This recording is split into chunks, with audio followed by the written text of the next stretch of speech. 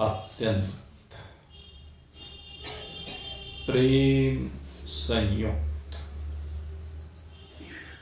हृदय के साथ भगवान सिया राम को अपने अंतःकरण में बसाकर चराचर जगत में एक राम तत्व का अवलोकन करने के लिए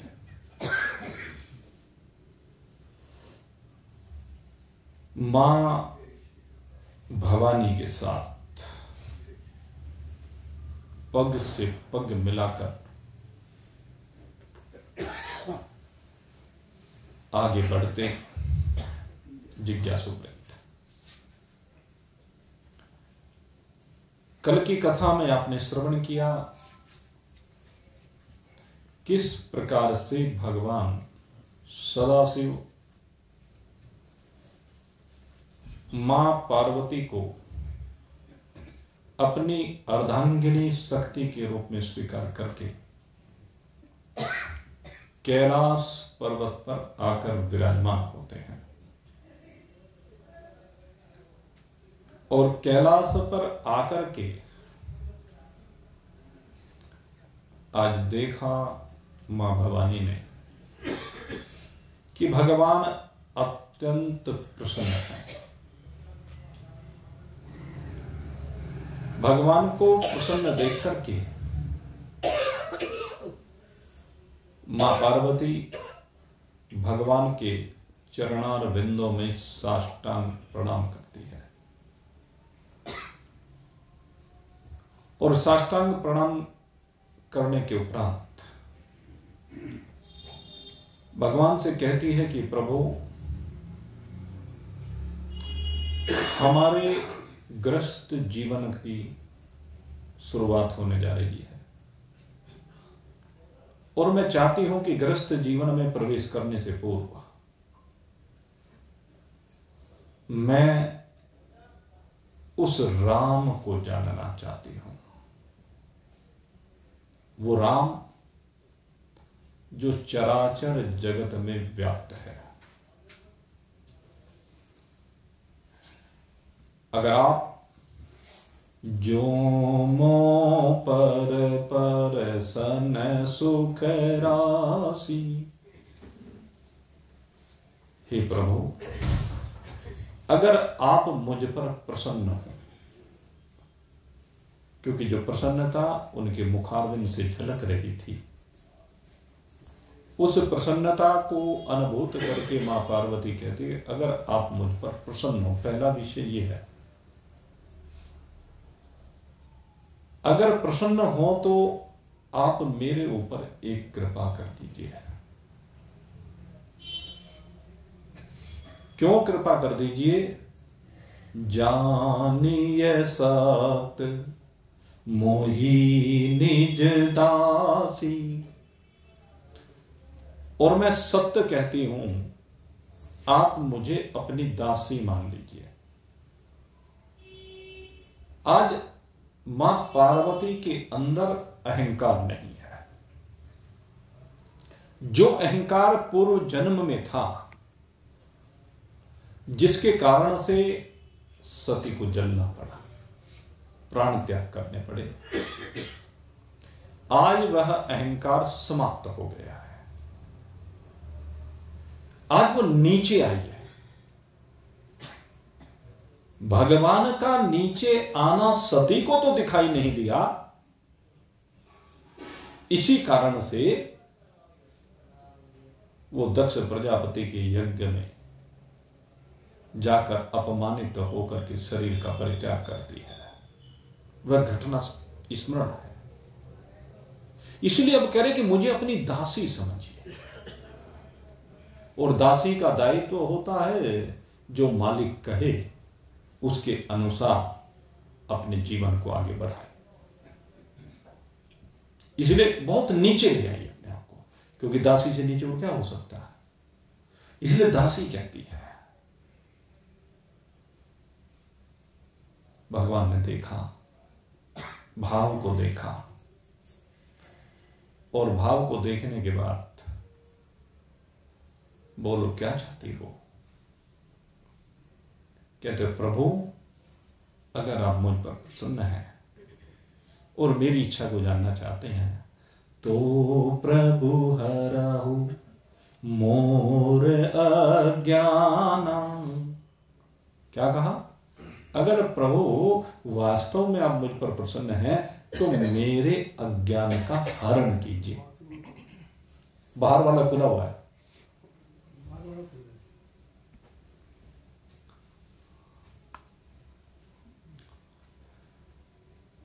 हे प्रभु, मेरे अंदर जो अज्ञान अंधकार है, उस अज्ञान अंधकार के कारण से जो मैं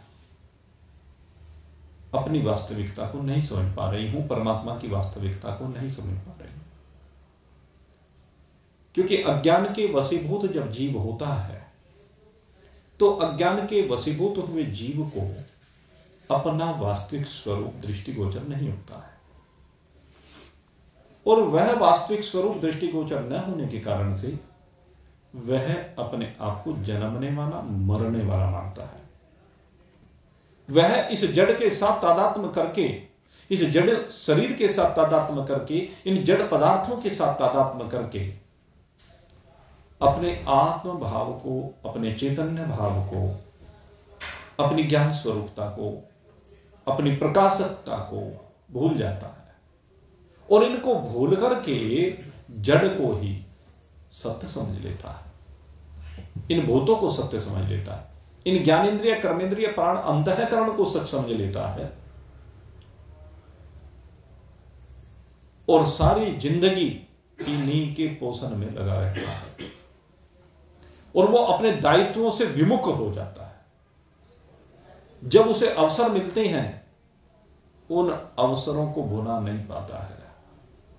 भगवान प्रत्येक जीव को भव से पार होने के अनेक अवसर प्रदान करते हैं, लेकिन हम कभी काम के कारण, हम कभी क्रोध के कारण, कभी लोभ के कारण, कभी मोहों के कारण, कभी मदमात्सर्य के कारण, अनेकानेक विकारों के कारण से हम अपने दायित्वों से पीछे हट जाते हैं।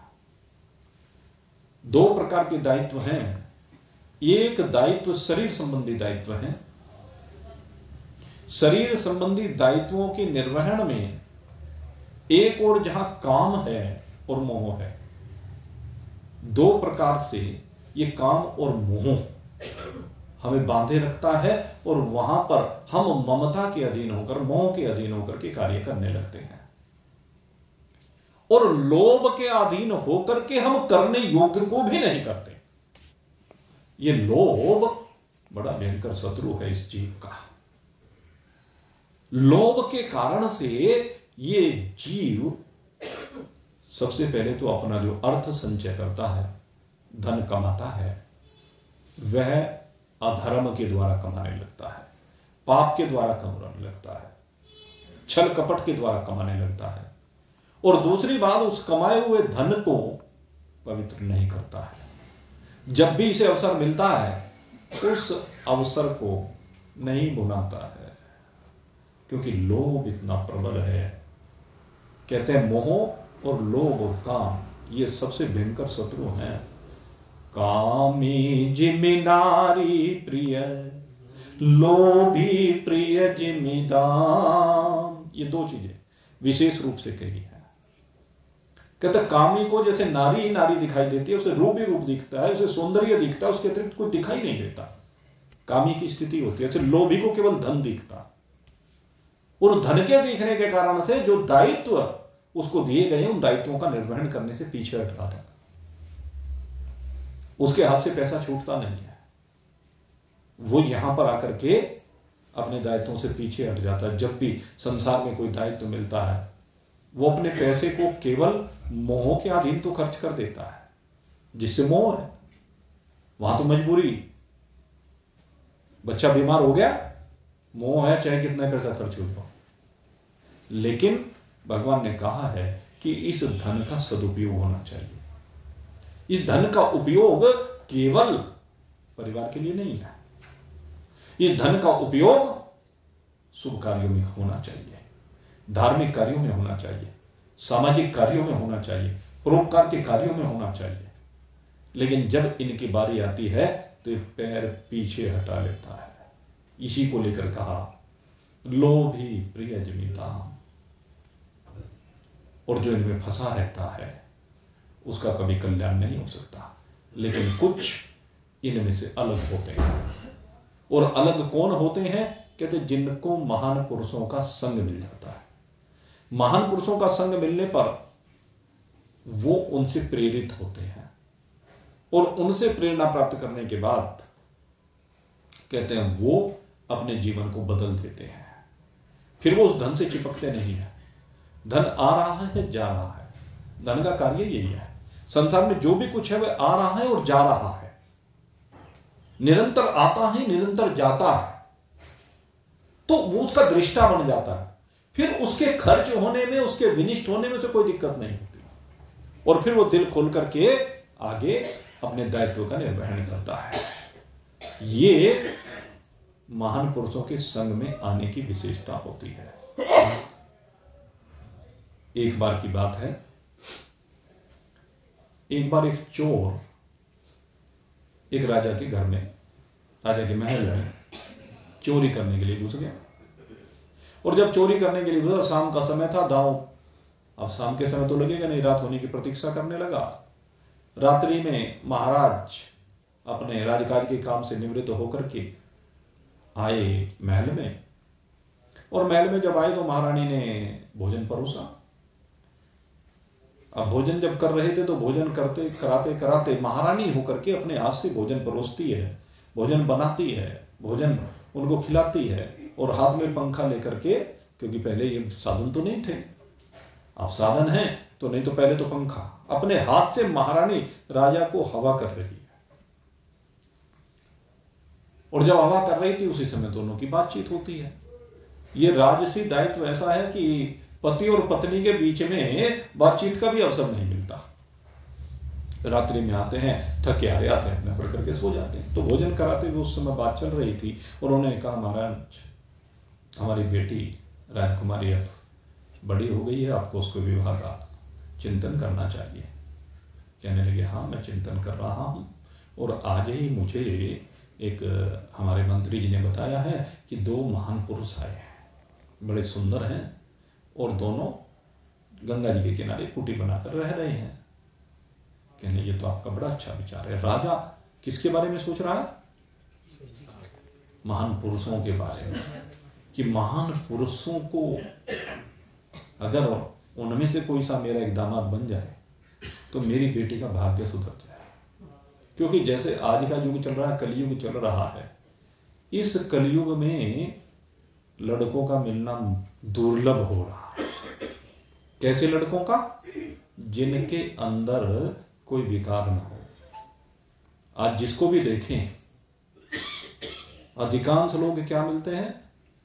सुरापान करने वाले मिलते हैं, मांसाहारी भोजन करने वाले मिलते हैं, आजकल अच्छे लड़कों का अभाव हो गया, इसलिए महाराज सोचते हैं कि मुझे पैसे की कोई बात नहीं, पैसा तो मेरे पास बहुत है।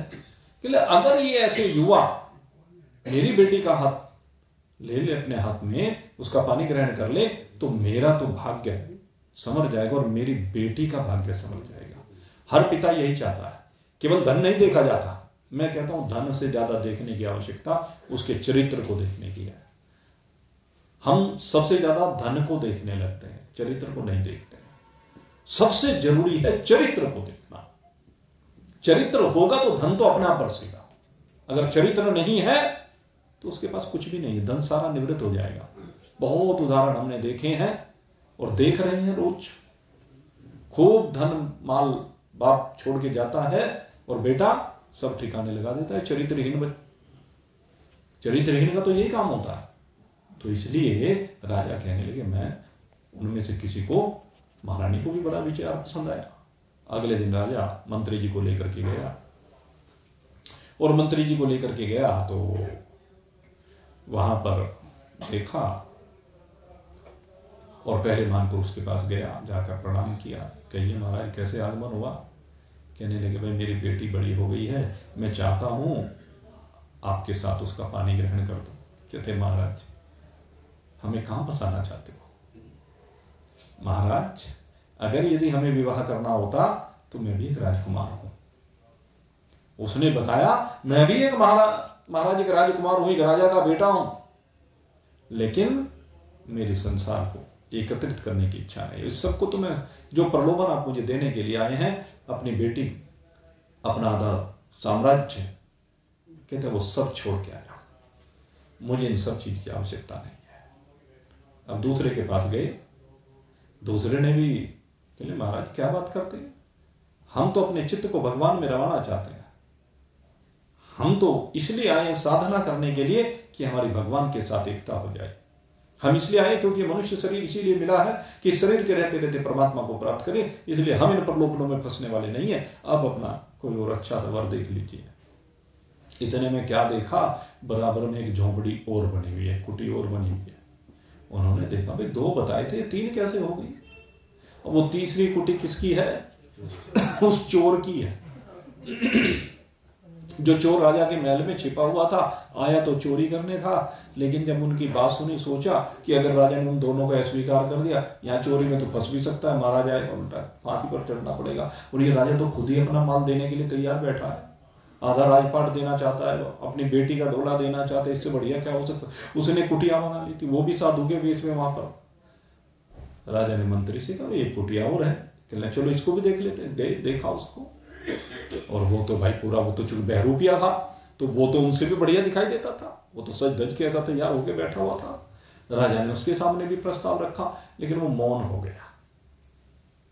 और जब वो मौन हो गया तो मौन होने पर उन्होंने मंत्री जी से कहा, भाई ये तो मौन है, कुछ कह नहीं रहा है। कहने मौनम स्वीकृति लक्षण, मौन तो स्वीकृति का लक्षण है। कहने के फिर क्या करें? कहने लगे कल को अपना पूरे विद्वानों को साथ लेकर, ब्राह्मणों को साथ लेकर के वे तिलक करने के लिए आ जाएंगे। कि ठीक है। अगले दिन महाराज आ गए गाजे बाजी के साथ। अब वो जो चोर बैठा हुआ था उसके पास गए और जाकर कहा, भाई हम तुम्हारा तिलक करना चाहते हैं। कहने कैसा तिलक? कहने लगे कल हमने तुम्हारे सामने प्रस्ताव रखा था, हम राजकुमारी का विवाह तुम्हारे साथ करना चाहते हैं। कहने लेकिन महाराज मैं तो नहीं करना चाहता। कहने लगे क्या मतलब? मतलब सीधा सा है, मैं उसके साथ विवाह नहीं करना चाहता। कहने लेकिन कल तुमने मना तो नहीं किया? कहने हाँ भी नहीं की। कहने मौन आपने रखा, मौनम स्वीकृति लक्षण, मौन तो स्वीकृति का लक्षण होता। ये बात ठीक है महाराज, अब अगर यदि आप सही बात सुनना चाहते हैं मैं तो आपको साफ साफ बता देता हूं। कहने लगे क्या बात? कि कल वास्तव में मेरी इच्छा थी, और मैं आपको सीधे सीधे बताता हूं, मैं कोई साधु वाधु नहीं हूं। मैं तो आपके महल में चोरी करने गया था, और वहां पर आपकी बात को सुनकर के मैं यहां पर आकर के महात्मा बन करके बैठ गया। साफ साफ बता दिया।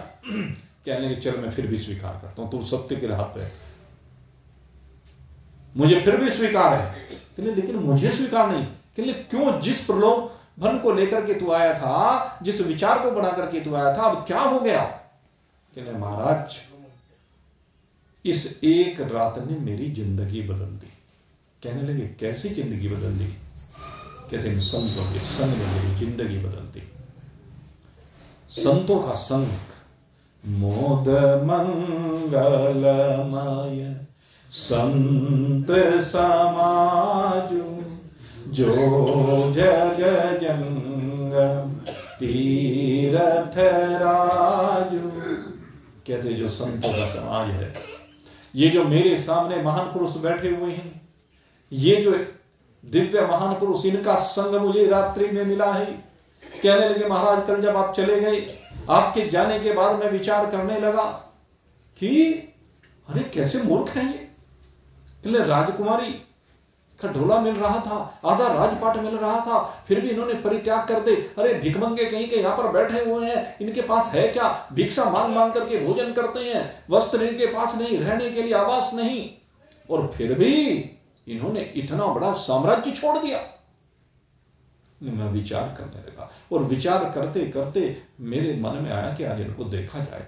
और महाराज रात भर मैंने इनको देखा, और जब मैंने रात को इनको देखा तो मैं देखता रह गया। ये जिस आनंद में निमग्न थे, जो आनंद इनको मिला हुआ था, वो आनंद किसी राजा के पास नहीं है। और उसी समय मैंने संकल्प कर लिया, इनके पास वो धन है जिसके सामने ये राजा का धन अत्यंत तुच्छ है। महाराज इन साधुओं के संग के कारण से आज मेरा हृदय बदल गया है। अब मुझे इस धन की आवश्यकता नहीं है, मुझे भी उसी धन की आवश्यकता है जो धन इनके पास है। तो आज मां पार्वती उसी धन को पाना चाहती है। तो राजकुमारी बनकर तो उसने देख लिया, राजसी ठाट बाट तो उसने देख लिए, लेकिन अब उन राजसी ठाट बाटों से बाहर निकल करके अब उस आनंद को पाना चाहती है, जो आनंद राम का आनंद है। ये काम का आनंद नहीं, ये राम का आनंद है। ये धन का आनंद नहीं, ये राम का आनंद है। ये आपके पद का आनंद नहीं, ये आपका राम का आनंद है। और ये राम का आनंद कहते हैं प्रभु आप लेते हैं। मैंने पूर्व जन्म में आपको देखा है, जिस आनंद से आप संयुक्त हैं और जिसके कारण आप मृत्युंजय हैं। इसलिए हे प्रभु आप मेरे अज्ञान का हरण कीजिए, और अज्ञान का हरण करके कही रघुनाथ कथा विधि नाना। हे प्रभु मुझे रघुनाथ जी की कथा विविध प्रकार से, उसके सब रहस्यों को आप मेरे सामने प्रकट कर दीजिए। और आज जब भगवान सदा शिव ने सुना कि सती के शरीर में तो इसने कुछ पाना नहीं चाहा, लेकिन आज ये जो पार्वती का धन इसने पाया है, इसमें तो राम जी को पाना चाहती है, राम जी के प्रति इसका प्रेम है। तो ये देख करके कहने लगे धन धन गिरिराज कुमारी, हे गिरिराज कुमारी धन्य हो, धन्य हो। भाई इनको जरा थोड़ा सा बगैर कहीं रास्ता दे दिया करो, जरा थोड़ी जगह कर लिया करो, और जो से थोड़े थोड़े आगे आ जाइए आप लोग, जिससे पीछे वालों को स्थान मिल जाए। तीसरी लाइन लगा लीजिए, एक तीसरी लाइन शुरू कर लीजिए, थोड़े थोड़े सोफे पे मिल के बैठ लीजिए। ये बालक जो पीछे बैठा हुआ नीचे आ जाओ। बोलिए सच्चिदानंद भगवान की। आप भी आगे मिल के बैठ जाए।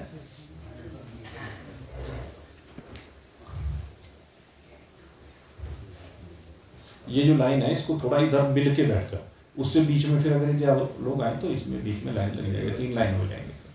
ठीक है ना? ठीक है। बोलिए श्यावर रामचंद्र भगवान।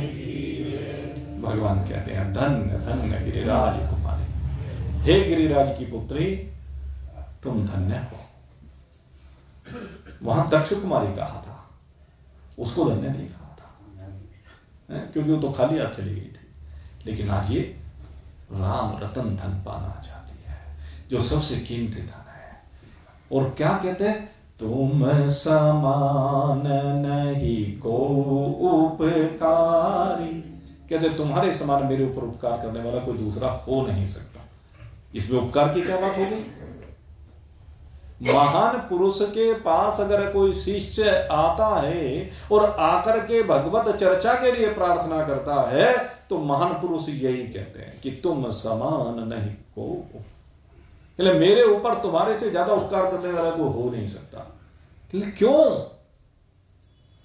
ये तो उपकार तो शिष्य के ऊपर होना चाहिए। कि नहीं, मेरे ऊपर उपकार है।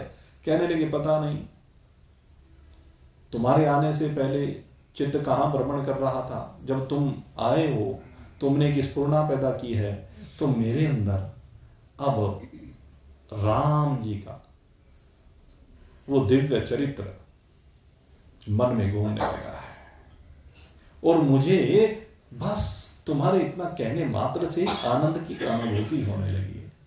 हरि राम चरित सब आई, प्रेम पुलक लोचन जल छाए।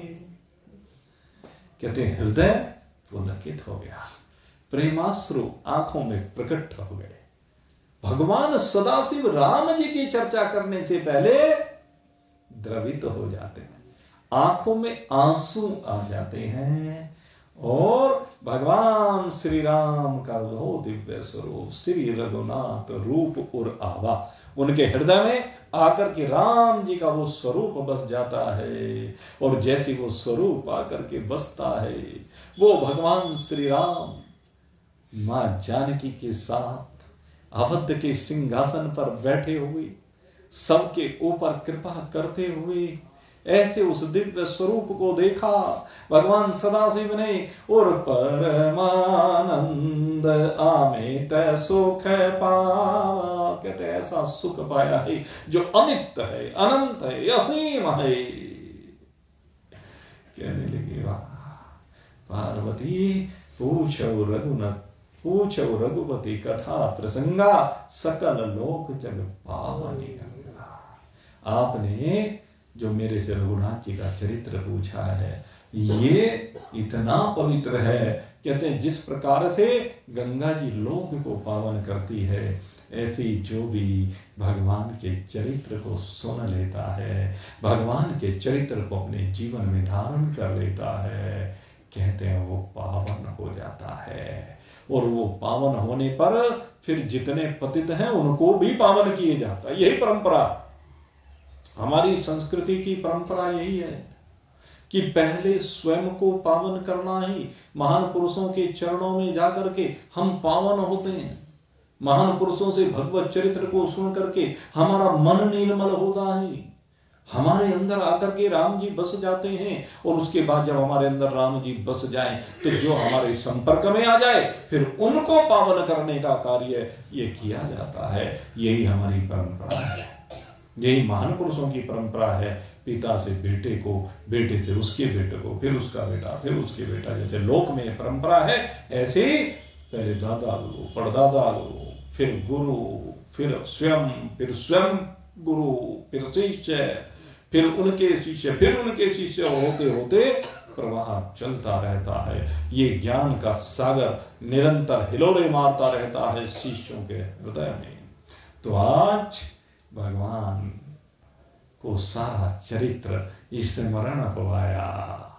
कहने लगे राम कथा सुंदर करतारी, संशय विहग ओढ़ावन हारी। हे पार्वती, ये जो राम जी की कथा है ये क्या है? सुंदर करतारी। हाथ से तालियां कब बजाई जाती है? कब बजाते हैं ताली?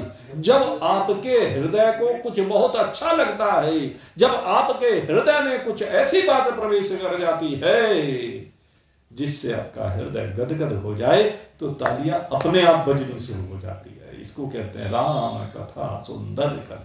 राम कथा में आपका हृदय आनंदित हो जाता है। और जैसे ही आपका हृदय आनंदित होता है, संशय विहग उड़ावनी हारी, जितने भी संशयों के पक्षी हैं वो सब अपने आप उड़ जाते हैं। जितने भी ये काम क्रोध मद लोभ मोह शब्द स्पर्श रूप रस गंध जनित जितने भी विकार हैं वो सब विकार उड़ करके आपकी निर्विकारिता को आप में अनुभूत करा देंगे। ये राम कथा की विशेषता है। इसलिए राम कथा का श्रवण करना। हे पार्वती, आज तुम धन्य हो गई हो। तो प्रभु बताइए ना फिर मेरे को, मैंने राम जी का वो रूप देखा, वो ध्यान आ गया। प्रभु बताओ मुझे, नाथ धरहु नर तन के ही हेतु। वे नाथ भगवान किस कारण से नर का तन धरते हैं? कब अहुक करी करना नर तन दे देत ईश बिन हेत सुने। हम सबको भी नर का तन भगवान ने दे रखा है। भगवान आते हैं तो किस लिए आते हैं, और हम आते हैं तो किस लिए आते हैं? भगवान हमारे ऊपर उपकार करने के लिए आते हैं, और हम भगवान के उस उपकार को ग्रहण करके अपने आप को भगवान में मिलाने के लिए आते हैं। दोनों का प्रयोजन सीधा सा है, एक दूसरे के पूरक हैं दोनों, समझ लीजिए। नाथ धरहु नर तन के हेतु मोहि समझाई कहु वृष केतु। प्रभु मुझे सब समझा दीजिए। और अब भगवान कहते हैं, यहां से अब राम जी की कथा प्रारंभ हो रही है। हम भी अब राम जी की कथा में प्रवेश करने जा रहे हैं। अभी तक तो भूमिका चल रही थी सारी, लेकिन भूमिका बड़ी महत्वपूर्ण होती है, नींव बड़ी महत्वपूर्ण होती है। हमारे मकान की अगर नींव सुदृढ़ होगी तो मेरे मित्रों भवन का निर्माण उत्तम होगा। बहुत से लोग क्या करते हैं, पता नहीं प्राचीन कहां से परंपरा, कि नींव में पीली ईंटें भरवा देते थे, कच्ची ईंटें। मैं कहता हूं ये क्या बेवकूफी है? इसे बेवकूफी ना कहे तो क्या कहे? वो लालच के अधीन होकर के कि नींव की ईंट दिखाई नहीं देती है, इसलिए वो भरवा दीजिए। अरे नींव में तो सबसे पक्की ईंटें भरी जानी चाहिए, क्योंकि नींव जितनी मजबूत होगी उतना ही ऊपर भवन का मजबूत, वो सहन कर सकेगा उसके भार को। नींव को तो सारा वजन सहन करना है भाई। अगर नींव भी बैठती चली गई, पीली ईंट भरवाने से क्या होगा, मिट्टी में चिनवाने से क्या होगा? ऊपर तो सीमेंट में चलवा रहे, नीचे अरे तुम ऊपर की मंजिल मिट्टी में चिनवा लो, कोई फर्क नहीं पड़ेगा। ऊपर की मंजिल को अगर आपने मिट्टी में चिनवा ली, बढ़िया रहेगी, ठंडी रहेगी। आपको विज्ञान की बात बता रहा हूं, लेकिन नीचे की जो नींव है वो सुदृढ़ होनी चाहिए, मजबूत होनी चाहिए। तो हमारी नींव जो अब तक की कथा है वो नींव है, वो मजबूत है, क्योंकि उसमें भगवान शिव की गाथा है, भगवान शिव के प्रेम की गाथा है, उसमें परिवर्तन की गाथा है, सती के चरित्र का परिवर्तन है, और सती परिवर्तित होकर के पार्वती रूप में उदित हुई है। हमें भी तो परिवर्तन ही करना है अपने जीवन में। हमारा जीवन परिवर्तन के लिए ही हमें मिला है। अगर परिवर्तन ना करना होता तो नर्तन ना मिलता, न जाने किस पशु पक्षी कीट पतंग का शरीर मिल गया होता।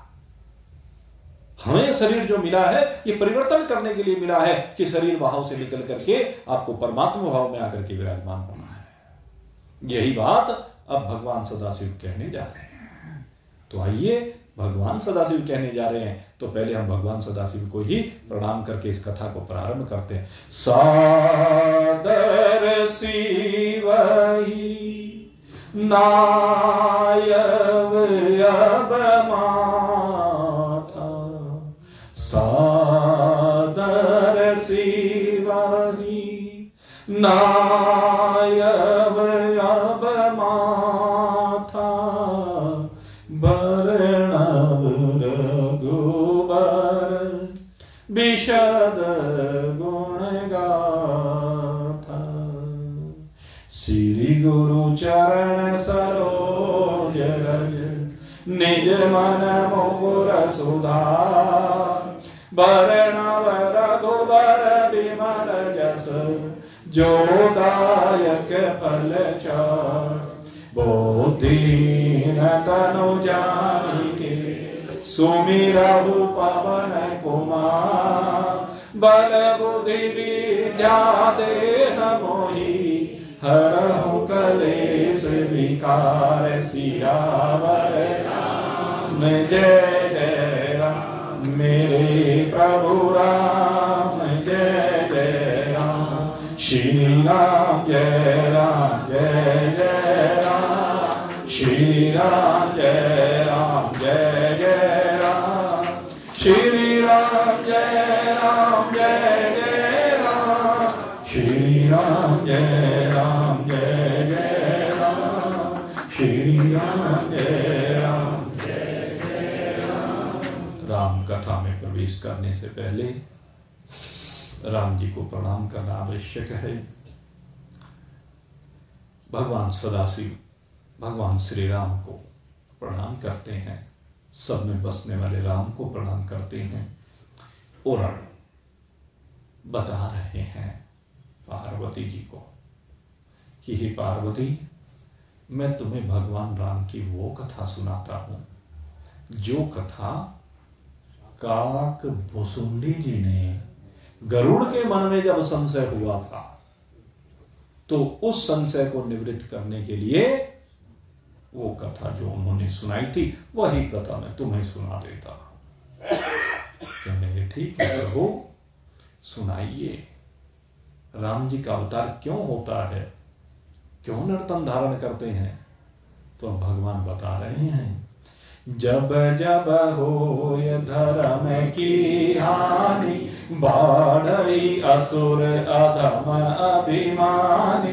जब जब होय धर्म की हानि, बाढ़ई अधम अभिमानी।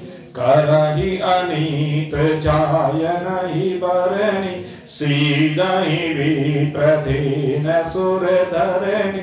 करहि अनीत सीदहि विप्रधीन सुर धरणी। कब कब भगवान अवतरित होते हैं तो कहते हैं जब जब धरा पर धर्म की हानि होती है और इस धरा पर आसुरी शक्तियों का प्रभाव बढ़ जाता है, असुर पीड़ा देने लगते हैं। किसको?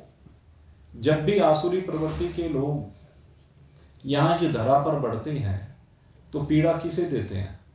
जो धर्मात्मा होंगे, जो संत होंगे, जो भगवान को मानने वाले होंगे, जो शुभ कर्म करने वाले होंगे।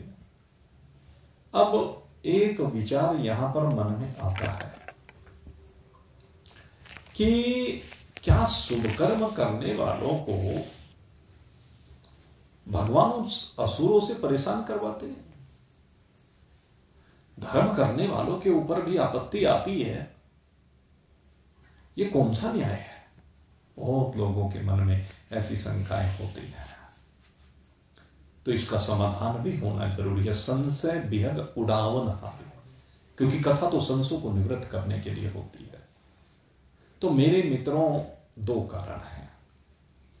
एक कारण तो देखिए प्रारब्ध होता है। प्रारब्ध से तात्पर्य है कि भले ही आज हम शुभ मार्ग पर चल रहे हैं, सत्संग के मार्ग पर चल रहे हैं, भगवत प्राप्ति के मार्ग पर चल रहे हैं, लेकिन अब से पूर्व जब हम इस मार्ग पर बढ़े हैं उससे पूर्व के बहुत से पाप कर्म हमारे खाते में पड़े हुए हैं, और जो पाप कर्म हमारे खाते में पड़े हुए हैं उन पाप कर्मों का फल भी तो आना है। तो फल कैसे आएगा? तो कष्टों के रूप में आएगा ना। 3 प्रकार के जो दुख होते हैं वो 3 प्रकार के दुख जीवन में आएंगे, यही तो फल होता है। तो पहली बात तो यह कि अपने कर्मों का फल आता है। दूसरी बात कहते हैं भगवान परीक्षा भी लेते हैं। कहते हैं जो परमात्मा प्राप्ति के मार्ग पर बढ़ रहा है उसकी परीक्षा ली जाती है, उसके धैर्य की परीक्षा ली जाती है, उसके सत्य की परीक्षा ली जाती है, उसके धर्म की परीक्षा ली जाती है कि जब इसके ऊपर आसुरी शक्ति आकर हावी हो रही है तब ये धर्म से विमुख होता है कि नहीं होता, तब इसकी आस्था टिकती है कि नहीं टिकती है, जो इसकी निष्ठा दिखाई दे रही है वो निष्ठा रहती है कि नहीं रहती है। ये सब भी देखना होता है, इसको परीक्षा कहते हैं। और परीक्षा में जो पास हो जाता है वो अगली क्लास में पहुंच जाता है। एक साधन कंप्लीट होने के बाद दूसरे साधन की प्राप्ति हो जाती है, दूसरी पौड़ी पर चढ़ जाता है। और अगर यदि परीक्षा ही ना हो तो दूसरी पौड़ी पर कैसे चढ़ेगा? वहीं पर चला रहेगा। सारी जिंदगी हमारे गुरुदेव कहा करते थे, एक व्यक्ति का मंदिर में जन्म हुआ शिव जी महाराज पर जल चढ़ाते हुए। यानी बचपन में उसने जल चढ़ाना शुरू किया शिव जी महाराज पर, और सारी जिंदगी जल ही चढ़ाता रहा, तो उसकी पैड़ी कहां परिवर्तित हुई? अगर यदि शिव जी महाराज पर केवल जल चढ़ाना ही जीवन का प्रयोजन होता, फिर वो तो तुझे विरासत में मिल ही चुका है, यानी पूर्व जन्म के जो कर्म है उनके अनुसार मिल चुका है। तो वहीं के वहीं पर अगर टिका हुआ है तो फिर तुझे इस मनुष्य शरीर के मिलने का कोई फायदा नहीं हुआ। जैसा आया वैसे ही चला गया। मरते हुए भी तेरी आस्था केवल इतनी ही रही, तेरी निष्ठा केवल इतनी ही रही, तो फिर इस मनुष्य शरीर के मिलने का कोई फायदा नहीं हुआ। बात तो तब है कि जब तू शिव जी महाराज पर जल चढ़ाने की आस्था को विरासत में लेकर के आया, और उस आस्था को बढ़ा करके, उस निष्ठा को बढ़ा करके तूने जिस शिव पर जल चढ़ा रहा है उस शिव तत्व को चराचर जगत में अवलोकित किया, तब तो इस शरीर का फायदा है, अन्यथा तो इस शरीर के मिलने में कोई फायदा नहीं है। और ये कब होगा? जब तेरी साधनाएं आगे बढ़ती चली जाएंगी, जब तू उस शिव तत्व को जानने के लिए आगे बढ़ेगा, महान पुरुषों की शरण में जाएगा। क्योंकि मंदिर में जाना तो एक प्राइमरी कैटेगरी की, प्राइमरी की पढ़ाई है ये, वहां जाकर के तेरी आस्था बनती है, लेकिन उसके बाद आगे बढ़ना है तुझे। और आगे बढ़ने का एक ही तरीका है महान पुरुषों का संग करना। भगवान उसके बाद दूसरी कृपा करते हैं। राम कृपा कर चितवहि जेहि। तुलना कर लेना है, जो बात मैं कह रहा हूं उसको प्रमाणित करके बता रहा हूं कि जब आपकी भगवान में आस्था बन जाती है, शिव जी महाराज पर जल चढ़ाने से, भगवान की पूजा अर्चना करने से, उसके षोडशोपचार पूजन करने से, उसका भजन करने से, तो उसके बाद क्या होता है? दूसरा स्टेप दिया है ये, राम कृपा कर चितवहि जेहि। कहते जिनके चित्त में राम जी की कृपा अनुभूत होने लगी है, जिनके ऊपर राम की कृपा होने लगी है, राम जी जिनके ऊपर कृपा कर रहे हैं, अब अगला स्टेप क्या है? कहते भगवान अब उसके ऊपर कृपा करते हैं और संत विशुद्ध मिलावहि पेहि। उसको क्या करते हैं? विशुद्ध संत से मिलाकर, मिलावटी संत से नहीं, बनावटी संत से नहीं, इन प्रोफेशनल लोगों से नहीं। ये जो प्रोफेशनल लोग हैं उनको तो अपना घर भरने का काम होता है बस, लेकिन जो संत होते हैं उन्हें किसी से कुछ चाहिए नहीं, वो अहेतु की कृपालु। श्री सुखदेव जी परीक्षित जी को कथा सुनाते हैं, न जाने कितने ऋषि मुनि आकर के कथा सुनते हैं। कोई दक्षिणा ली क्या सुखदेव जी ने? परीक्षित जी से कोई दक्षिणा ली क्या? परीक्षित जी जब सुखदेव जी की शरण में आए, गंगा जी के किनारे सुख तीर्थ में, सब कुछ छोड़ करके आए, अपने घर पर ही सब कुछ छोड़ करके आए ना, साथ में कुछ लेकर तो आए नहीं थे कि दक्षिणा देने के लिए कुछ लाए हो। वहां वर्णन आता है केवल एक लंगोटी बांध करके, कह लीजिए, घर से चल दिए परीक्षित जी भी, हाथ में कुशा लेकर के सब राजसी वस्त्रों का परित्याग करके चले। सूत जी ने सोना का ऋषियों को कथा सुनाई, 88,000 ऋषि थे। सूत जी ने कोई दक्षिणा ली क्या? कहीं वर्णन आता हो? याज्ञवल्क्य जी भारद्वाज जी को कथा सुना रहे, इन्होंने कोई दक्षिणा ली हो तो बता दीजिए, कहीं विधान नहीं। लेकिन भाई जो प्रोफेशनल है, प्रोफेशनल का मतलब तो उनका तो काम है भाई, उसमें कोई बुराई नहीं है। जैसे एक व्यक्ति व्यापार करता है तो उनका काम है वो, अब जब वो व्यापार करेगा तो व्यापार वो पैसे के लिए कर रहा है, उसमें कोई बुराई नहीं, बात तो वो भी अच्छी बताना है। लेकिन कहते हैं उससे जीवन में कल्याण कभी नहीं हो सकता। क्यों नहीं हो सकता? विप्रई भागवती वार्ताम गेहे गेहे जने जने कारिता कनलोभेन कथा सारस्ततो गतः। कहते चूंकि धन के कारण से कथा हो रही है, धन की प्राप्ति के लिए हो रही है, दोनों को वही चाहिए, इसलिए कथा का सार समाप्त हो जाता है, कथा में सार रहता ही नहीं। हम मंदिर में किस लिए जाते हैं? अजी जब से फलानी जगह जाने लगे घर में आनंदी आ गई, संतान हो गई, ये मिल गया वो मिल गया। अजी हम हर महीने जाते हैं शाकुंभरी देवी, हर महीने जाते हैं वो बालाजी, हर महीने खाटू श्याम जाने लगे, लेकिन नए देवता पैदा हो गए कलयुग में, धाम बन गए, पता नहीं। भगवान के भक्त हैं, लेकिन भगवान के बजाय उनको पूजने लगे। ये एक सबसे बड़ा विकार आ रहा है कलयुग में। भगवान को छोड़कर इन छोटे छोटे भगवान के जो पुजारी हैं, भगवान के जो भक्त रहे, वो अच्छे भक्त रहे, वो उच्च श्रेणी के, मैं ये नहीं कहता हूं, उनका मान सम्मान होना चाहिए, लेकिन तुम भगवान की जगह उनके पीछे लग गए। यही कलयुग की विशेषता है। क्यों? कहने की उनके पल्ले में जो माल है वो मिल जाएगा। सारे माल के चक्कर में जा रहे हैं, भगवान के चक्कर में नहीं जा रहे हैं। समस्या ये, इसलिए वो पैड़ी पर अगली पर नहीं चढ़ पाते। अगली पौड़ी पर कौन चढ़ पाता है? कहते जिसके ऊपर संत की कृपा हो जाती है। पहले राम की कृपा से संत मिलते हैं, और संत की कृपा से बिन सत्संग विवेक न होई, और राम कृपा बिन सुलभ न सोई। कहते हैं दो बार कहा, राम कृपा बिन सुलभ न सोई। ये सत्संग, महान पुरुषों का मिलना, निरीक्षण संतों का मिलना, जो आपसे कुछ ना चाहते हैं, ऐसे संतों का मिलना, कहते कल्याण उन्हीं से हो सकता है। क्योंकि उनकी कोई इच्छा नहीं, उनके मन में तो केवल एक भावना है कि आप अपने स्वरूप का बोध प्राप्त करें, आप राम के साथ राममय हो जाएं, राम रूप हो जाएं। यही मन का प्रयोजन है। और ये केवल कोई निरीक्षण महान पुरुष ही राम के तत्व को समझा सकता है। हर एक के बस का नहीं है इस चीज को, वहां तक जा नहीं सकते हैं, क्योंकि वो प्रोफेशनल है। उनके अंदर वो भाव नहीं बन सकता, उन्हें अपने स्वरूप की अनुभूति हो ही नहीं सकती। कैसे होगी? क्योंकि उन्हें तो धन की अनुभूति हो रही है। जो धन की अनुभूति के चक्कर में लगे हुए हैं, उनको राम की अनुभूति कैसे हो जाएगी? उनको राम की अनुभूति नहीं हो सकती।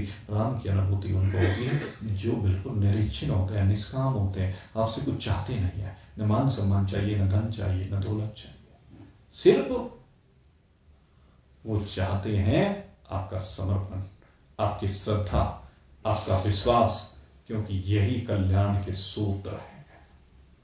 तो भगवान सदाशिव ने आज देखा है, पार्वती जी की निष्ठा को देखा, आस्था को देखा, समर्पण को देखा, और समर्पण को देखने के बाद आप बता रहे हैं कि भगवान का अवतार कब कब होता है। जब जब हो या धर्म की हानि, बाढ़ी असुर अधम अभिमानी, करही अनीत जाय नहीं बरनी। तो इन महान पुरुषों, जिन सत मार्ग पर चलने वाले, इनके साथ अनीति करते हैं। विप्रदयेन सुरधरणी, इनके ऊपर अत्याचार करते हैं। सीदई विप्रदयेन सुरधरणी, और इनको कष्ट देते हैं। तो इनकी परीक्षा हो गई, इसलिए घबराना नहीं चाहिए। रावण भी आते हैं तो घबराने की आवश्यकता नहीं, भगवान कहते हैं। क्यों नहीं घबराना चाहिए? कहते इसका फल मिलेगा। कहते क्या फल मिलेगा? कहते जो तुम चाहती हो। क्या होगा? तब तब प्रभु धरी विविध शरीरा, हरहि कृपा निधि सज्जन पीरा। अब भगवान आते हैं, और भगवान आकर के उन सज्जनों की पीड़ा को हर लेते हैं। यही भगवान का काम है। उनका सबसे बड़ा उस त्याग का, उस तपस्या का फल क्या होता है कि उनको भगवान की प्राप्ति हो जाती है। तो अब भगवान के अवतार के कारणों की चर्चा रामचरितमानस में बहुत विस्तार के साथ गोस्वामी जी महाराज ने की है, लेकिन हम तो बस केवल आपको बता देते हैं किस किस के कारण से कई कारण बने हैं राम के अवतार होने के। और राम के अवतार होने के उन कारणों में एक तो भगवान के द्वारपाल जय और विजय, वो कारण बने। एक बार सनकादिक ऋषियों का अपमान किया, उन्होंने शाप दिया 3 जन्म राक्षस होने का। तो पहले जन्म में हिरण्यकशिपु और हिरण्याक्ष हुए, और दूसरे जन्म में ये रावण और कुंभकर्ण बने। एक तो एक जलंधर का प्रकरण आता है, जलंधर भी एक जन्म में रावण बन करके आया। एक प्रसंग आता है नारद जी का। नारद जी एक बार जो है तपस्या कर रहे थे, कामदेव तप को भंग करने के लिए, लेकिन कामदेव विजय प्राप्त नहीं कर सका। तो नारद जी को अहंकार हो गया कि तूने कामदेव को जीत लिया, लेकिन वो भूल गए ये वही स्थान है जहां पर भगवान सदाशिव ने कामदेव को भस्म किया था। कल पता आया था ना, कामदेव को जहां पर भस्म किया था, इसलिए वहां पर काम का प्रभाव नहीं हो सकता था, प्रभाव तो भगवान शिव का था। नारद ने मान लिया कि मैंने कामदेव को जीत लिया, और उसी के कारण से आगे ब्रह्मा जी ने बहुत मना किया, शंकर भगवान ने मना किया कि अपने मुख से अपनी प्रशंसा नहीं करनी चाहिए। लेकिन और कहने लगे चलो तो हमारे बेटे हो, तो हमारे भक्त, तो हम छोड़ देते, हम कुछ नहीं करते। लेकिन क्या होगा, कहते हैं कि भगवान नारायण को जाकर मत बताना के लिए, भगवान को क्यों ना बताऊं। और नारद जी गए भगवान को बताने के लिए। भगवान जी ने बड़ा सम्मान किया। जिन भगवान की उपासना किया करते, जिन भगवान का नाम लेते हुए नारद जी सदा जाया करते थे, आज उल्टा हुआ। भगवान जी ने देखा नारद आ रहा है अहंकार से संयुक्त होकर के। आज नारद कैसे आए हैं? अहंकार से, क्योंकि आज खोपड़ी में काम बैठा हुआ है। अब तक राम बैठा हुआ था, लेकिन आज काम को लेकर के आ रहे हैं। इसलिए भगवान ने कहा कहना अच्छा इसकी इच्छा है, चलो। तो सम्मान किया भगवान ने, उठकर आइए आइए आइए ऋषिवर आइए बैठिए। आज भगवान बैठा रहे। जो भगवान कभी ध्यान नहीं देते, आंख भी नहीं खोलते थे, वो भगवान की स्तुति करते रहते थे। लेकिन आज भगवान ने सम्मान किया, कहो अरे मैंने कामदेव को जीत लिया, सारी कथा सुनाई। अच्छा, कहने बड़ी अच्छी बात है। और भगवान ने एक नगर बसाया उनके रास्ते में। शीलनिधि नाम के राजा, उनकी बेटी श्रीमती, उसका स्वयंवर आयोजित किया। नारद जी वहां पहुंचे। राजा शीलनिधि ने जैसे कन्या को सामने किया, मायापति का जादू चल गया। ऐसा अद्भुत विश्व मोहिनी स्वरूप उसको देखते नारद जी कहने लगे जो इसका वर्ण करेगा वो तीनों लोकों का अधिपति हो जाएगा। इसका इतना सुंदर भाग्य है। अब उल्टा बोल गए। अब उल्टे बोले तो, क्योंकि वो काम में खोपड़ी खराब कर देती, उल्टी हो गई मती। काम मल्टी को उल्टी कर देती, उत्तान पाद बना देती है। सिर ऊपर हो जाते हैं, पैर नीचे हो जाते हैं। तो वही नारद जी के साथ हुआ। गई भगवान के पास, कहने लगे स्वयंवर है आप प्रभु, बस मेरे ऊपर कृपा कर दे। जय विधि नाथ हो यह हित मोरा, करहि सो बेग दास मैं तोरा। मैं आपका दास हूं, जिस तरह से मेरा हित हो। अर्थात भगवान को कहा कि मेरा हित हो, ये नहीं कहा कि वो मुझे उसका वर्ण करना है, स्वयंवर में जाना है, इसलिए अपना रूप दे दीजिए। जय विधि नाथ हो हित मोरा। अंदर से तो बात वही निकल रही। भगवान ने कहा जिसमें तेरा हित होगा वही करूंगा। बानर का रूप दिया, और जाकर के जब वो स्वयंवर में, लेकिन वो बानर किसी दूसरे को दिखाई नहीं दिया, केवल श्रीमती को दिखाई दिया बानर रूप। इसलिए मुंह फेर करके चल दी। भगवान आए हैं और भगवान के गले में वरमाला पहना दी। तो भगवान के गले में जब वरमाला पहनाई, वो वापस लौटे। तो नारद जी को क्रोध आ गया, और क्रोध में आकर के नारद जी ने साप दे दिया। यही प्रसंग भगवान सुनाते हैं। और जब ये प्रसंग सुनाया, दोस्त भगवान शिव के गण भी वहां थे जो नारद जी की हंसी उड़ाते हैं। नारद जी ने उनको शाप दिया कि जाओ दोनों जाकर के भयंकर असुर बन जाओ। तो एक कल्प में यही रावण और कुंभकर्ण बने। और भगवान ने जो शाप नारद जी ने दिया, उस शाप को भी ग्रहण किया। और एक बार की बात है, एक जो प्रसंग आता है वो राजा सत्यकेतु का आता है। उनके दो पुत्र प्रताप भानु और अरिमर्दन है। धर्मरुचि नाम का उनका मंत्री है। लेकिन एक जो पड़ोसी राजा जिसको उन्होंने विजय प्राप्त कर ली थी, वो उनसे द्रोह करने लगा, वन में चला गया। और वन में जाकर के मायावी असुर के संपर्क में आया। और मायावी असुर के संपर्क में आने के कारण से वो जो राजा था पड़ोसी, उसने एक बार देखा कि राजा वन में आया है। तो राजा जो वन में आया, उसने उसको सारा इतिहास बता दिया। मैं तो जानता हूँ, अपने को त्रिकालदर्शी उसने उसके सामने रखा, मैं त्रिकालदर्शी हूँ, सब बता दिया उसके बारे में। और उसको बताने के बाद उसने खैर आमंत्रित किया। आमंत्रित करने पर उसने कहा कि मैं तुम्हारा एक बड़ा यज्ञ कराऊंगा और उसमें ब्राह्मणों को भोजन कराना है। ब्राह्मणों को भोजन कराया गया, रसोईया अपना रखा, और उसमें मांसाहार, मांस का भोजन बनाया गया। और वो जो ब्राह्मणों को परोसा, एकदम आकाशवाणी हो गई। और जैसी आकाशवाणी हुई, ब्राह्मणों ने, अरे राजन तो हमारे धर्म का हरण करना चाहता है। तो ये उसने ब्राह्मणों ने शाप दे दिया, जाओ भयंकर असुर हो जाओ। और जब ये शाप मिला तो कहते हैं इसी शाप के कारण से ये दोनों भाई, कौन, एक तो ये जो प्रताप भानु और अरिमर्दन, दोनों रावण और कुंभकर्ण बने। इनके साथ में इनका जो धर्मरुचि नाम का मंत्री था वो विभीषण बना है। और रावण ने बड़ी तपस्या की, कुंभकर्ण ने बड़ी तपस्या की, ब्रह्मदेव को प्रसन्न किया, और कहते हैं बस फिर तो उनका आतंक सारी सृष्टि में फैल गया। ब्रह्म सृष्टि जह नग तनधारी, 10 मुख बसवर्ती नर नारी। जिस तरह से देख, जिस ओर देखें सर्वत्र बस रावण ही रावण दिखाई देता है। चराचर जगत में जहां भी हम देखते हैं रावण का ही प्रभाव दिखाई देता है। ऐसा हुआ, और उसने क्या किया, जेहि विधि हो धर्म निर्मूला, सो सब करहि वेद प्रतिकूला। जेहि जेहि देश धेन द्विज पाव, नगर गांव पुर आग लगावई। कहते जैसे जैसे धर्म निर्मूल हो जाए, धर्म ना रहे, वो सब कार्य जो वेद के प्रतिकूल है, वेदों का विद्वान होने के बाद जो गोस्वामी जी महाराज है, सो सब करहि वेद प्रतिकूल। बहुत से लोग कहते हैं कि रावण बड़ा विद्वान था, वेदों का विद्वान था, लेकिन गोस्वामी जी महाराज ने यहां उसकी बात का खंडन किया है। कहते हैं वो सारे के सारे कार्य उसने किया, सो सब करहि वेद प्रतिकूल, क्योंकि अब वो राक्षस बन गया था।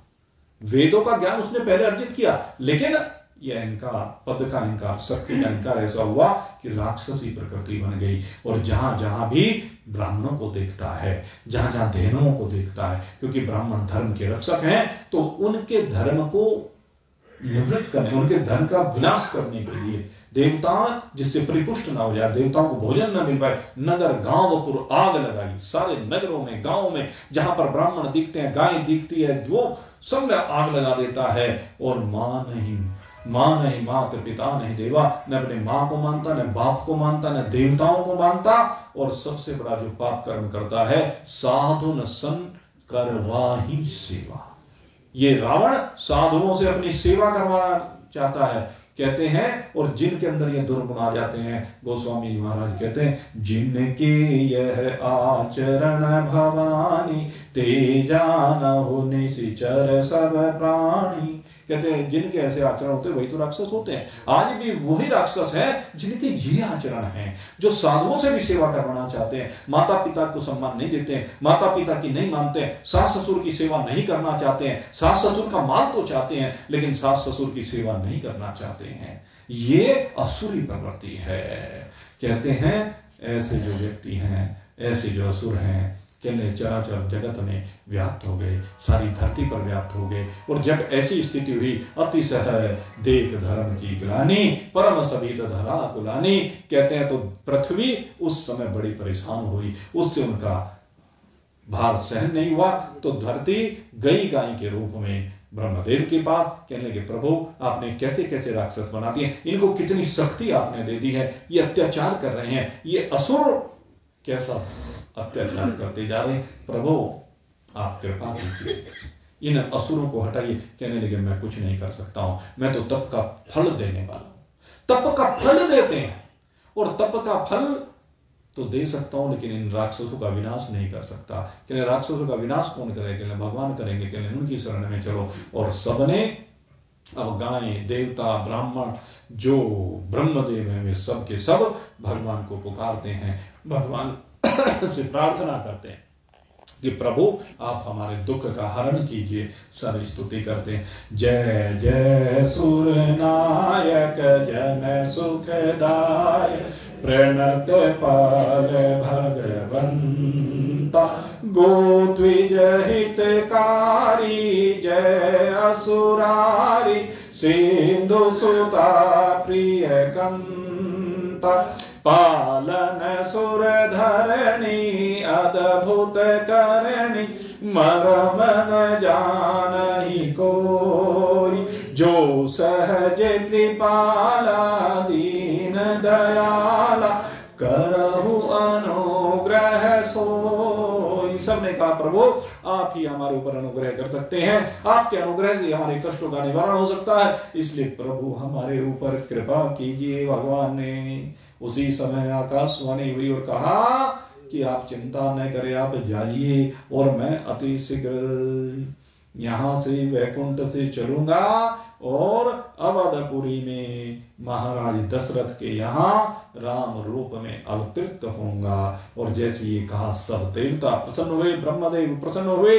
ब्रह्मदेव ने सब देवताओं को आज्ञा दी, जाओ, और सब जा करके सरयू के किनारे कुटिया बना करके रहो, वहां पर भगवान की लीलाओं का रसास्वादन करना और भगवान के सहयोगी बनना। सब देवताओं को कहा कि अपनी अपनी शक्तियां वहां जाकर के प्रकट कर दो। सब देवता अब वहां पर अवधपुरी में एक एक करके सब ने आकर के अपने अंश, अपनी शक्तियां प्रकट करनी शुरू कर दी। और अब गोस्वामी जी महाराज हमें उसी अवधपुरी की ओर लेकर जा रहे हैं। कहते हैं कि अवधपुरी जो कहते हैं भगवान का हृदय है। अवधपुरी को इस धरा पर भगवान का हृदय कहा गया है। उस भगवान के हृदय में धर्म धुरंधर, गुण निधि ज्ञानी, कहते हैं जो धर्म की पराकाष्ठा है, सारंग पानी के चरणों में अपने चित्त को रमाने वाले हैं, गुणों के सागर हैं, ऐसे धर्मात्मा महाराज दशरथ अयोध्या में निवास करते हैं, भगवान के हृदय में निवास करते हैं। समझिए, भगवान के हृदय में निवास करते हैं, क्योंकि अवधपुरी भगवान का हृदय है। उस अवधपुरी में जो भी प्रजा है वो सब भगवान के हृदय में निवास करती है। वेद विदित ते ही दशरथ राव, कहते हैं वेदों ने भी जिनकी महिमा का गायन किया है, ऐसे महाराज दशरथ वहां पर निवास करते हैं। और उन महाराज दशरथ के द्वारा अपनी प्रजा का पालन किया जाता है, अपनी प्रजा से प्राणों से अधिक प्रेम करते हैं। महाराज दशरथ की 3 धर्मपत्नियां हैं, कौशल्या, सुमित्रा और कैकेयी। लेकिन महाराज के घर में कोई संतान नहीं है। और जब महाराज के यहां कोई संतान नहीं है, लेकिन महाराज को राजकाज के कार्य से फुर्सत ही नहीं मिलती है, बुढ़ापा आ गया है, संतान कोई नहीं है। न केवल इन 3 रानियों से कोई संतान है, अपितु 350 रानियां और भी हैं। आपको बता दें, महाराज दशरथ की 350 रानियां और थी। वो वर्णन आता है श्रीमद् वाल्मीकि में, रामायण में, कि कोई संतान नहीं है महाराज दशरथ के यहाँ। और होते होते समय, पहले तो राज्य महाराजों के यहाँ ऐसा ही होता था। भगवान श्री कृष्ण की 16,108 थी। तो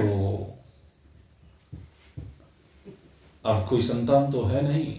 एक बार की घटना है, कहते हैं अरुंधति जी अपने बेटे को लेकर के वो राजमहल में आई, बड़ा मान सम्मान हुआ। और जब राजमहल से चलने लगी तो बेटे ने मां के कान में कुछ कहा, रोने लगा। जब रोने लगा तो महाराज दशरथ ने देख लिया, पूछा क्या बात? कहने कुछ नहीं। कि नहीं कुछ तो बात है, गुरुपुत्र क्या कहना चाहता है? कहने लगे महाराज ये इस बात को लेकर के यहाँ महल में आया, आज सारे महल में देखा, इसको अपने साथ खेलने वाला कोई बच्चा नहीं मिला। और इसके मन में एक भाव यह आया, ये मेरे से कह रहा है कि पिताश्री की तो पुरोहिताई चल गई है, अब महाराज दशरथ के यहाँ तो कोई संतान नहीं, मेरी पुरोहिताई कैसे चलेगी? अब मेरे यहाँ जब कोई संतान नहीं तो मेरी पुरोहिताई कौन करेगा? मुझे कौन पुरोहित बनाएगा? इस बात को लेकर के रो रहा है। और उसी समय महाराज दशरथ के मन में आ गई, बात तो ठीक कह रहा। तो उसके बाद खैर वो विदा हुए, और विदा होने के बाद फिर महाराज दशरथ महर्षि वशिष्ठ के आश्रम में जाते हैं और वहां जाकर के निवेदन करते हैं, प्रभु कुछ उपाय कीजिए।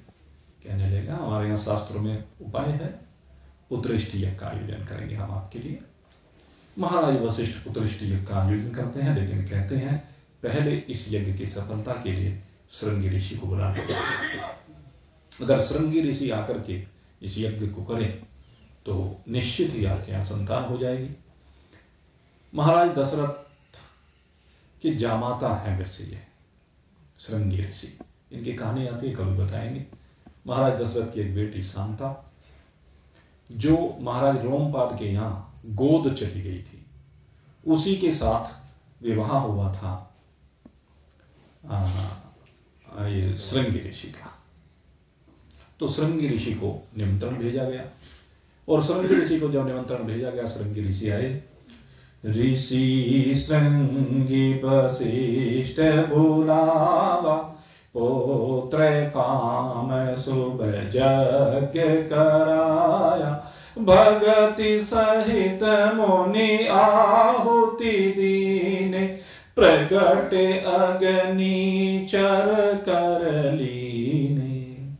कहते बड़े प्रेम के साथ आहुतियां दी गई, और बड़े प्रेम के साथ जब आहुति दी गई, बड़े भक्ति के साथ आहुति दी गई, भगवान सारंग पानी के चरणों में मस्तक नवाकर आहुतियां दी गई, तो कहते हैं उसी समय अग्निदेव अपने हाथ में एक चरु का पात्र लेकर के वहां पर उपस्थित हुए, और वो जो चरु का पात्र लेकर के आए, उस चरु के पात्र को भगवान उन्होंने महाराज वशिष्ठ को दिया। महाराज वशिष्ठ ने उस पात्र को महाराज दशरथ को दिया, और महाराज दशरथ ने अर्धभाग कौशल्या ही दिया। उस चरु का आधा भाग मां कौशल्या के हाथ में दिया, फिर जो बाकी बचा उसके 2 भाग किए। कहते हैं उसका 1 भाग सुमित्रा को दिया। अब जो 1/4 भाग बच गया, फिर महाराज दशरथ ने उसके 2 भाग किए। वो कैकेयी के हाथ पर रख करके उसका 2 भाग किया, 1 भाग उसमें से कैकेयी को दिया, और 1 भाग कैकेयी की अनुमति से पुनः सुमित्रा को दिया। तो इस तरह से विभाजन किया। 50% कौशल्या जी को मिला, और आगे जो 50% बचा उसमें 12.5% कैकेयी को मिला, और 37.5% वो सुमित्रा जी को। इस प्रकार से विभाजन हुआ, उनको दिया गया, और उसको देने के बाद कहते हैं फिर तो उस अवध की भूमि पर सर्वत्र मंगल शकुन होने प्रारंभ हो गए। चराचर जगत में जिस ओर भी देखे उसी ओर मंगल शकुन हो गए। जो किसान अपने खेतों में जाते हैं, तो किसानों के खेते में जाने पर खेतों से मनियां निकलनी प्रारंभ हो गई। कहने लगे रही मनियां कैसे उत्पन्न हो रही हैं? कहने लगे रघुकुंज मणि आ रहे हैं, तो मनियां तो निकलेंगी। अब धीरे धीरे समय बीतने लगा, भगवान का तेज तीनों रानियों के उदर में प्रविष्ट हुआ है। धीरे धीरे करके समय आगे बढ़ने लगा, सब पुकार करने लगे, सब कहते हैं प्रभु शीघ्रता कीजिए, अब हमसे सहन नहीं हो रहा है, रावण के अत्याचार सहन नहीं हो रहे हैं, और दूसरी बात अब हम आपके दर्शन करने के लिए लालायित हैं, हमारा हृदय आकुल व्याकुल हो रहा है, अब आपके दर्शनों की अत्यंत अभिलाषा है। हे प्रभु अब अपने भक्तों के ऊपर कृपा कर दीजिए, हे गोविंद, हे नारायण, अब शीघ्रता कीजिए। समय धीरे धीरे आगे बढ़ता जा रहा है, और समय के आगे बढ़ते बढ़ते अब चैत्र मास आकर के उपस्थित हुआ है। चैत्र मास में भी शुक्ल पक्ष आकर के उपस्थित हुआ है। नव वर्ष का अभिनंदन किया जा रहा है, तिथियां आगे बढ़नी प्रारंभ हुई हैं। नव वर्ष के कारण से सारी प्रकृति हष्ट पुष्ट हो गई है, आह्लादित हो गई है, आनंदित हो गई है। सर्वत्र सुंदर सुंदर पुष्प पौधों पर आकर के लद गए हैं, उनकी सुगंध सर्वत्र प्रवाहित होने लगी है। बड़ा दिव्य वातावरण हो रहा है, और उस दिव्य आनंदित करने वाले वातावरण में, सबको आनंद देने वाले वातावरण में ऐसा अद्भुत सबको एहसास हो रहा है कि कोई तेज है, कोई दिव्य ज्योति है जो अब हम सब के बीच में प्रकट होने जा रही है। उस आनंद की व्याख्या कोई नहीं कर सकता। ऐसा अद्भुत अनुभूति संतों को होने लगी है, और संतों को जब अनुभूति हो रही है, तिथियां आगे बढ़ी, एक एक करके तिथियां आगे बढ़ती गई। प्रतिपदा, द्वितीया, तृतीया, चतुर्थी, पंचमी, षष्ठी, सप्तमी, अष्टमी तिथि, और आज जैसी 9वीं तिथि आई है, आज तो आकाश में आकर के देवताओं के समूह एकत्रित हुए हैं। आकाश में आकर के उन्होंने स्तुति करनी प्रारंभ की है। जैसे देवताओं ने स्तुति करनी प्रारंभ की है, जो रावण के असुरों ने यज्ञ वेदियों की अग्नि को बुझा दिया था, आज यज्ञ वेदियों की अग्नियां अपने आप प्रज्वलित हो गई हैं। ऋषि वृंद ब्राह्मण वृंद, वैष्णव भक्त, भगवान के भक्त, उन्होंने देखा है कि भगवान ने आज स्वयं ही यज्ञ वेदियों की अग्नियों को प्रज्वलित कर दिया है। इसलिए वे सब आकर के आहुतियां देने लगे। सब ने आकर के जैसे आहुतियां देनी शुरू की, एक एक करके आहुतियां दी जा रही हैं, मंगल गायन होने लगे। आकाश में विराजमान देवताओं ने सब मंदिरों के घंटे घड़नावल बजाने प्रारंभ किए हैं। सर्वत्र मंगल ध्वनि होनी प्रारंभ होनी, जैसे ही मंगल ध्वनि प्रारंभ हो रही है, शंख वादन होने लगा है। आकाश में सूर्य देव भी आकर के विराजमान हुए। बिल्कुल मध्य का समय है, और जैसे ही मध्य का समय हुआ, आकाश में सूर्य देव ठीक बीच में आकर के उपस्थित हुए। सरयू का कल कल कल का बहता हुआ जल राम जी का आह्वान कर रहा है, राम जी को पुकार रहा है, प्रभु आइए आइए प्रभु, मैं आपका स्वागत करने के लिए तत्पर हूं। और जैसे सरयू ने उनको पुकारा है, माता कौशल्या को भी अब दिव्य अनुभूति होने लगी है। राजमहल में सबको दिव्य अनुभूति हो रही है, नव्य अनुभूति हो रही है कि अब समय आ गया है। और उसी समय शंख घंटे घड़नावल जैसे मंदिरों में बजने प्रारंभ हुए, उसी समय अवधपुरी के उस राजमहल में जहां पर माता कौशल्या विराजमान थी, माता कौशल्या के सन्मुख उसी समय भगवान चतुर्भुजी रूप में प्रकट हुए। शंख चक्र गदा पद्म धारण किए हुए भगवान का अवतरण हुआ है। मेरे राम लला सरकार वहां पर प्रकट हुए हैं। और जैसे ही भगवान रामलला का प्रकटन हुआ है, देवताओं ने स्तुति की है, और स्तुति करके देवता लोग भगवान की चले हैं। और देखा देवताओं को स्तुति करते हुए माता कौशल्या ने, और माता कौशल्या ने जब देखा तो माता कौशल्या ने भी उसी समय भगवान की स्तुति करनी प्रारंभ की है।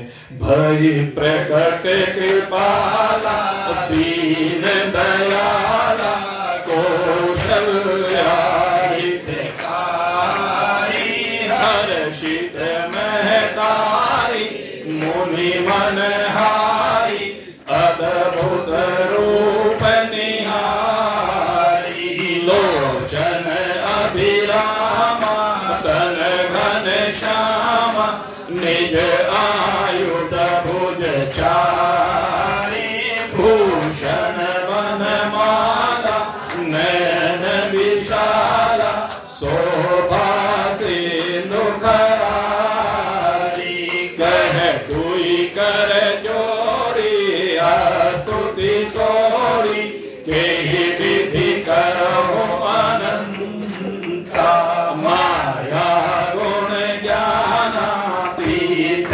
अमाना वेद पुराण बनंता करुणा सुख सागर सब गुण आगर जेहि गावहि श्रुति संता सो मम हित लागी जन अनुरागी भयहु प्रगट श्रीकंता ब्रह्मांड निकाया निर्मित माया रोम रोम प्रतिवेद कहे मन उर सोवासी यह उपहासी सुनत धीर मति फिर न रहे उपजा जब जाना प्रभु मुस्काना चरित बहुत विधि कीन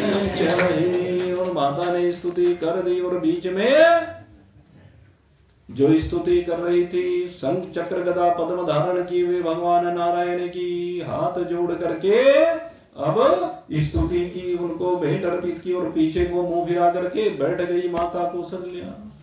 भगवान ने देखा, अरे कहने लगे क्या कर रही हो माते? कहने लगे भाई आप प्रकट हो गए, मुझे क्या करना चाहिए था? जो मुझे करना चाहिए था वो मैंने कर दिया। आप आए, आपकी स्तुति की, भाई आप चतुर्भुजी नारायण है तो आपकी स्तुति करने का मेरा दायित्व है। कहने लगे माता लेकिन मुंह फिरा करके क्यों बैठ रही? मुझे तो लगता है आप नाराज हो गए, रुष्ट हो रही है।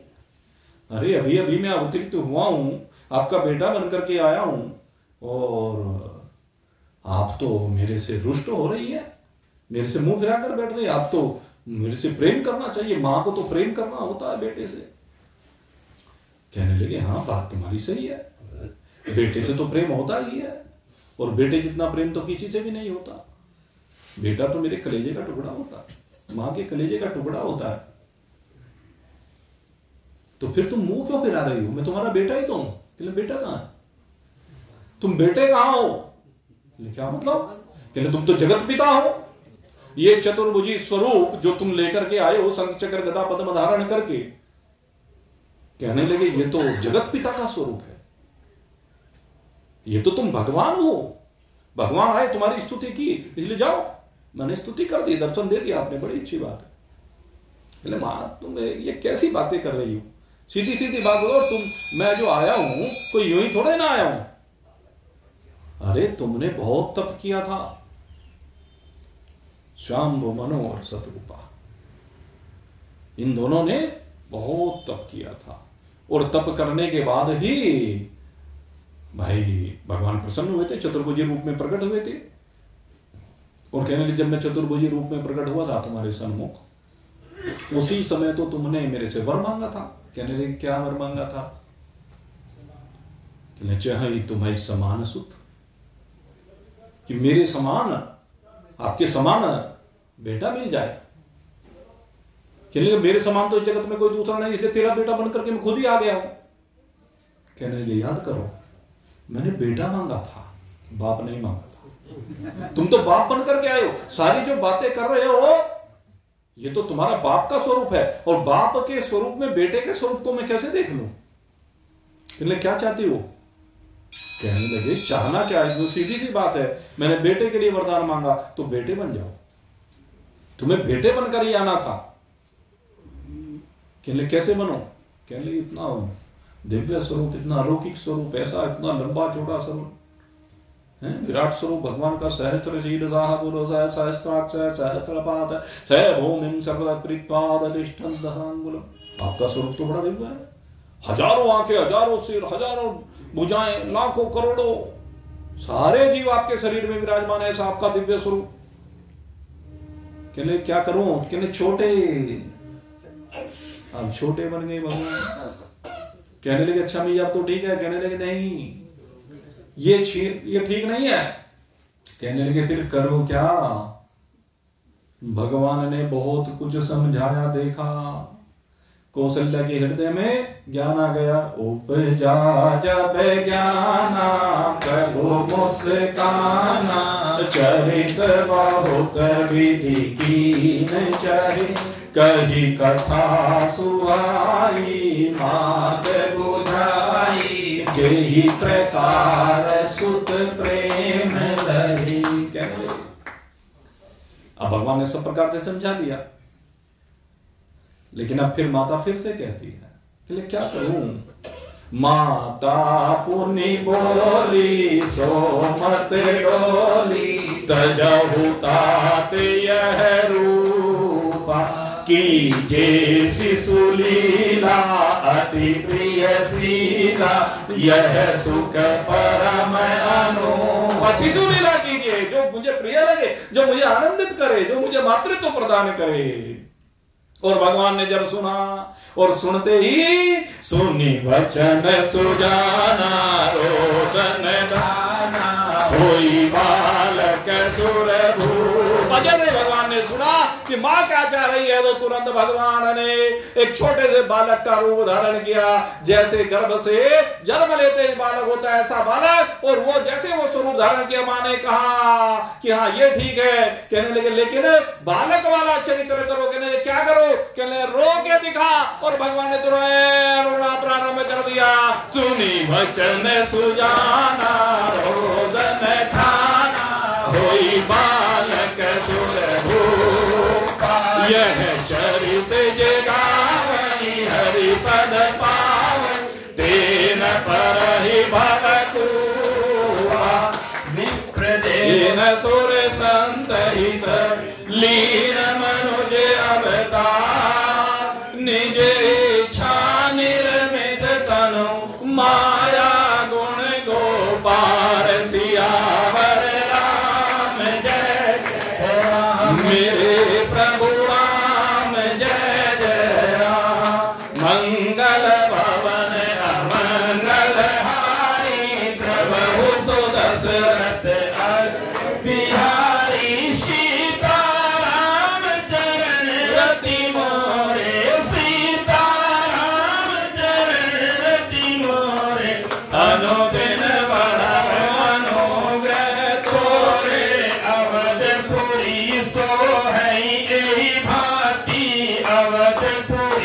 सो है यही भांति प्रभु मिलन आई जनो राती देखी भानु जन मन सकुचानी तदपि बनी संध अनुमानी रे जब जब हो धर्म की हानि बाढ़ो असुर अधम अभिमानी रे तब तब प्रभु धरि मनुज शरीरा तब तब प्रभु धरि मनुज शरीरा रे हरे कृपानि विसर्जन पीरा कौतुक देख पतंग भुलाना रे कौतुक देख पतंग भुलाना रे एक मास तेरी जगत न जाना रे एक मास तेरी जगत न जाना रे मास दिवस कर दिवस मरण न जान को रक्त समय तेरा विथा निशा गवन विधि हो सियावर राम जय जय राम प्रभु राम जय राम और एक कहो निज चोरी। शंकर जी कहते हैं कि उस संसार में उस राम जी के जन्म में मैं भी वहां मौजूद था।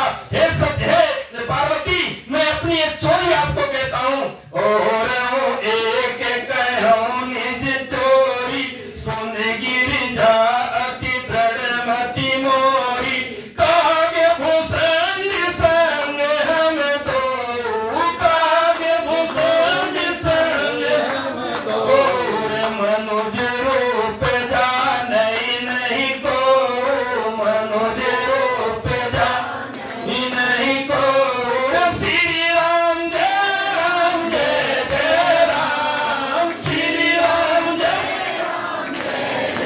राम श्री राम जय राम श्री राम जय राम।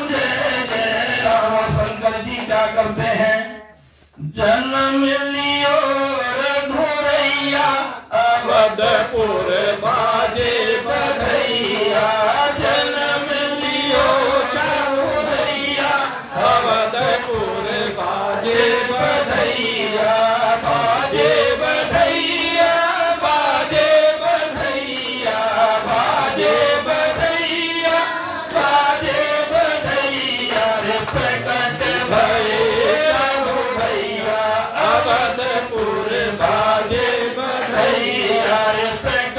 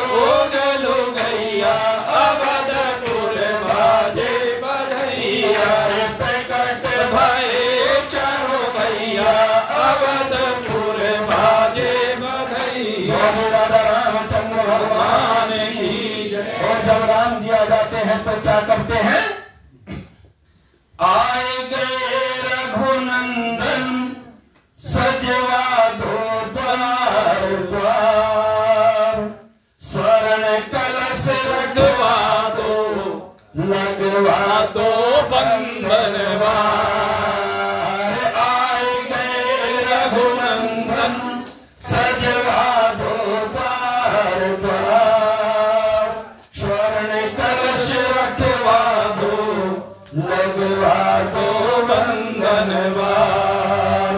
सजी है नगरिया है सारी, झूमे नाचे नर नारी। सजी है नगरिया है सारी, झूमे नाचे नर नारी। और खुशियाँ खूब मनाओ और गाओ मंगल चार। खुशियाँ खूब मनाओ और गाओ मंगल चार। भला पहले ऐसे बताओ, कोई ऐसे भी खुशी मना रहा है, थड़ी भी पीटने को तैयार नहीं। हरे खुशियाँ खूब मनाओ और गाओ मंगल चार। स्वर्ण कलश रखवा दो, लगवा दो बंधन वार। आए गए रघुनंदन, सजवा दो द्वार द्वार। स्वर्ण कलश रखवा दो, लगवा दो बंधन वार। आज लड़ियों से मनियों से फुलझड़ियों से, आज लड़ियों से मनियों से फुलझड़ियों से सजा राम का दरबार है। शोभा अजब बनी और शोभा अजब बनी, बोले सच्चे दरबार। भजन गाओ प्रकट भाई। राम आएंगे आएंगे राम आएंगे, राम आएंगे आएंगे राम आएंगे। मेरी झोपड़ी के भाग आज खुल जाएंगे, राम आएंगे। मेरी झोपड़ी के भाग आज खुल जाएंगे, राम आएंगे। सुनो राम आएंगे आएंगे राम आएंगे, राम आएंगे आएंगे राम आएंगे। मेरी झोपड़ी के भाग आज खुल जाएंगे, राम आएंगे। राम आएंगे तो झोंपे पुराऊंगी, राम आएंगे तो झोंपे पुराऊंगी। पग पग पर पलक बिछाऊंगी, पग पग पर पलाऊंगी। राम आएंगे, राम आएंगे आएंगे राम आएंगे, राम आएंगे आएंगे राम आएंगे। मेरी झोपड़ी के भाग आज खुल जाएंगे, राम आएंगे। राम आएंगे तो अंगना सजाऊंगी, राम आएंगे तो अंगना सजाऊंगी। द्वार द्वार बंधन वार लगवाऊंगी, द्वार द्वार बंधन वार लगवाऊंगी। राम आएंगे, राम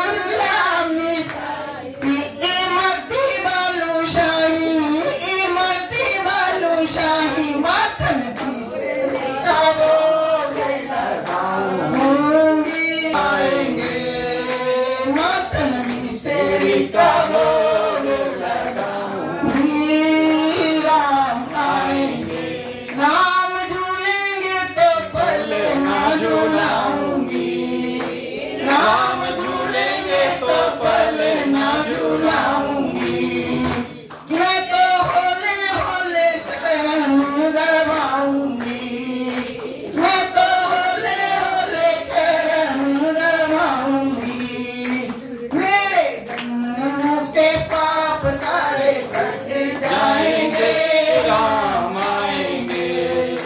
मेरे जन्मों के पाप सारे कट जाएंगे, राम आएंगे।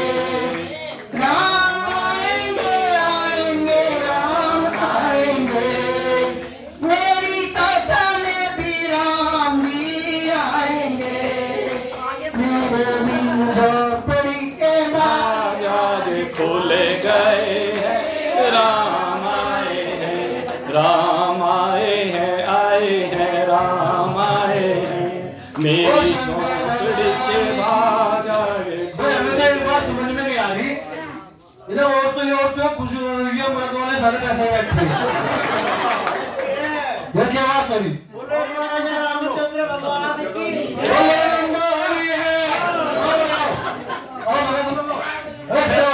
अवधपुर बाजे बधैया, बाजे बधैया, बाजे बधैया। प्रगट भाई चारों भैया, अवधपुर बाजे बधैया, बाजे बधैया, बाजे बधैया। अवधपुर बाजे बधैया, प्रगट भाई चारों भैया, अवधपुर बाजे बधैया, बाजे बधैया, बाजे बधैया। अवधपुर बाजे बधैया, बाजे बधैया, बाजे बधैया। अवधपुर बाजे बधैया, प्रगट भाई चारों भैया, अवधपुर बाजे बधैया। श्री राम जय राम जय जय राम, श्री राम जय राम जय जय राम, श्री राम जय राम जय जय, श्री राम जय राम जय जय राम, श्री राम जय राम जय जय राम। भाई आज जो है इतना खुशी का मौका है भगवान, तो हमें कुछ तो करना चाहिए। प्रार्थना क्या है? बहारो